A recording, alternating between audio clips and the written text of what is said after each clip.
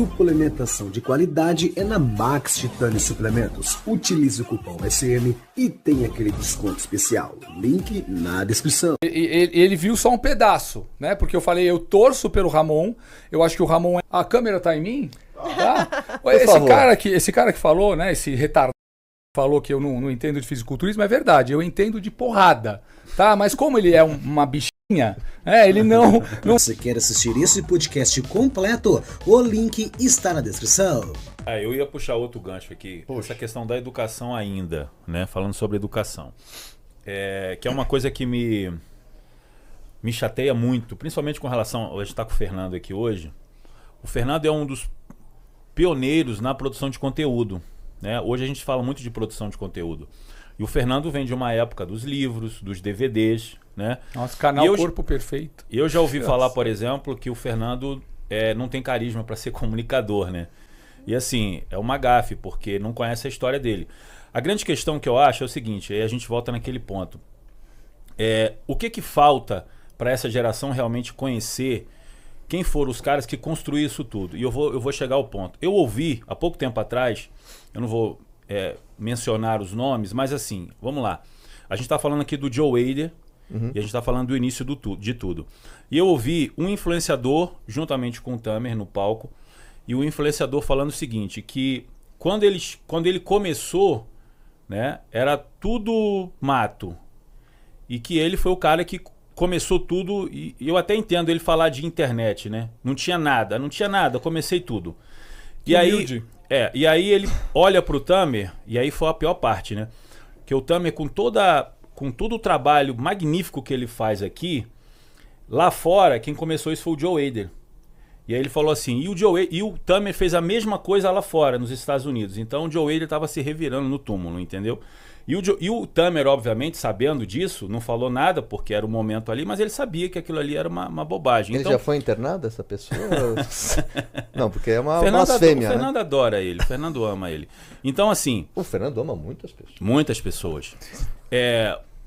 Eu acho que talvez e a gente pega hoje essa realidade de canais de corte e tal, que o pessoal só pega realmente o que interessa, né? Ou treta, né? Que é a cultura aqui do Brasil, né? Vê se tem isso lá fora. Ele fez uma observação muito interessante com relação à probabilidade. Porque a gente que conhece o passado, a gente sabe que, por exemplo, você pega os caras lá dos anos 90, um ano o Kevin Levrone estava excelente, no outro ano ele ficava em quinto.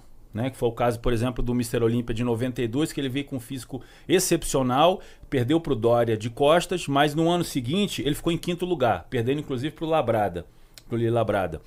E aí o que acontece? A gente que vem de lá de trás, a gente costuma fazer essas observações. Se o cara não vier tão bem, não vier do avesso, ele pode sim, de repente, ficar em quarto, caso o outro venha melhor. E aí o que a galera quer? Quer lacrar. E o Fernando falou, por exemplo, que se o Ramon não viesse tão bem, ele poderia, inclusive, perder até para o Words. E aí houve uma polêmica que foi gerada, que aí é onde eu acho que é algo tão impreciso de falar que o Fernando não conhece de fisiculturismo.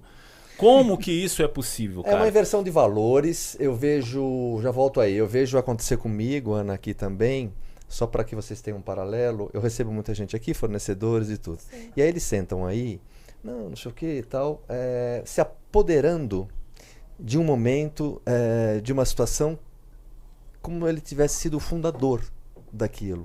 Sei bem. E tem mais 100 anos para trás, que eu sei exatamente cada ano, mas eu não falo nada. Então eu julgo isso, no caso do Fernando, eu já sei bem, peguei o código que você está falando. Para mim isso tem no varejo, é uma doença grave que chama-se delírio de autoridade. É uma doença, é uma patologia. Porque não é possível. Não é possível. Eu acredito que nem vocês falaram aí agora. Eu acredito na minha mentira e passa a ser verdade. Isso chega a ser bizarro. Assim. Pois é, mas é engraçado que o cara tá comentando o meu comentário. Ele viu só um pedaço, né? Porque eu falei, eu torço pelo Ramon.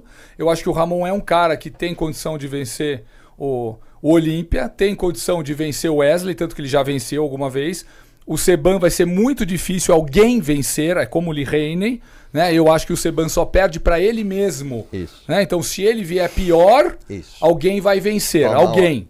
Então, ele perde para ele mesmo. Né? Quem tiver melhor no campeonato, se for o Ramon, será o campeão. Se for o Wesley, será o Wesley o campeão. Então, o Ramon, ao se preparar mal para o Arnold O raio, ele abriu um leque de possibilidades na cabeça dos árbitros que até então não existia. Essa dúvida não existia, passou a existir. O Ramon era o cara a bater o Sebam, né? A partir do momento que o Ramon vem se preparando, acho que em 6 ou 8 semanas, e perde longe, inclusive, né? No Arnold, para um cara que até então só tinha sido o 6º ou 7º do Olímpia, ele abriu um leque de possibilidade na cabeça dos árbitros e de quem entende do esporte, né? Óbvio que, pelo amor de Deus, eu fui o cara que... Eu entreguei o Procard pro Ramon, gente. Eu e o Patioloc. Eu entreguei, eu acompanho o Ramon desde que ele era campeão brasileiro juvenil na NABA. Você imagina a minha felicidade só de ver o menino no palco? Você acha que eu não quero que ele seja campeão? Óbvio! Só que a gente conhece o jogo e estamos falando aqui de possibilidades. Né? O que eu gostaria que fosse Ramon primeiro, Sebam segundo, Wesley terceiro. Isso é o que eu gostaria. O que eu acho que vai acontecer é o Sebam em primeiro, o Ramon e o Wesley disputando segundo e terceiro, né? Ou o Ramon e o Urs disputando terceiro e quarto. Foi isso que eu falei, simples. É que o brasileiro realmente é muito sanguíneo, né? Tem os cortes, né? Esses que são os problemas. Os cortes, o pessoal só fala... Não, e vou te falar, né? Desculpa, pouca gente foi pro raio, né? Desculpa, eu já fui mais de 10 vezes. Olímpia, então, né? Eu já perdi a conta. Eu gosto de falar isso, né? Pra irritar o Gianola, que eu sou o único brasileiro que apertou a mão de todos os Mr. Olímpia. Todos. Você falou. Todos, sabe? Então, assim, você vê o negócio pela internet, é uma coisa. Você vê ao vivo, é completamente diferente. É analisar por recorte, né? Exato, você vê as coisas no dia ali, a gente está analisando aqui umas possibilidades dentro do que passou. Isso é importante? Não. Importante é lado a lado no dia. Porque o fulano postou atualização, porque o outro tá gigante e tal. Não interessa. Na internet todo mundo é gigante. O que conta é ali no dia. É o dia, na comparação. Na hora da comparação. O cara não vai ficar olhando a internet, a sua atualização, como é que você tava ou a tua carreira pregressa. Não, ele vai olhar ali, no dia. É isso que a galera não entende. Eu tive 2 possibilidades com ele muito interessantes lá em Ohio.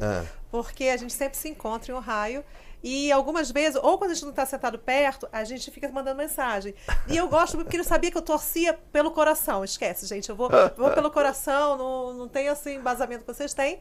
Ele sabe alguns meus preferidos que eu sempre torço. Mas ele ficava falando, o primeiro lugar vai ser tal, o segundo vai ser tal. É muito bacana ver essa análise dele. Eu tive 2 oportunidades, uma foi com ele, sempre ele faz isso e fica dando a análise dele. E eu fico com o olhar dele. Tentando entender o porquê, né? E é muito bacana. E a segunda, né, que eu tive uma única vez que eu sentei do lado do Arnold numa competição aqui no Brasil, porque sempre é o Daniel, a Heather, enfim, os amigos dele. E teve um ano que eu sentei do lado dele, acho que foi o último ano que ele veio pra cá. E foi uma vivência maravilhosa minha, que eu tinha curiosidade, que às vezes eu ficava atrás e eu via sempre ele comentando direto, ou com o daqui, né?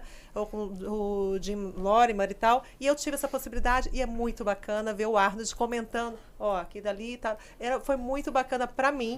Eu sou uma... Imagina vocês ali do lado, vocês iam curtir muito mais os comentários dele, mas eu, nessa possibilidade infinita que eu tive ali do lado, ter o olhar que vocês têm é muito bacana para uma leiga como eu. Hoje eu já consigo entender as nuances que vocês entendem com tanta perfeição. Então, para mim, foi uma aula que eu tive, até nos últimos Ohios que eu tive lá, né, do Arnold, e o Fernando sempre tá falando, e eu começo com o olhar dele, eu falei, putz, ele tinha razão. E quase sempre ele acerta.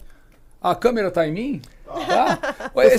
Esse cara que falou, né, esse retardado que falou que eu não entendo de fisiculturismo, é verdade. Eu entendo de porrada, tá? Mas como ele é uma bichinha, ele nunca vai ter essa oportunidade, né, de comprovar isso aí, né? Então fica à vontade.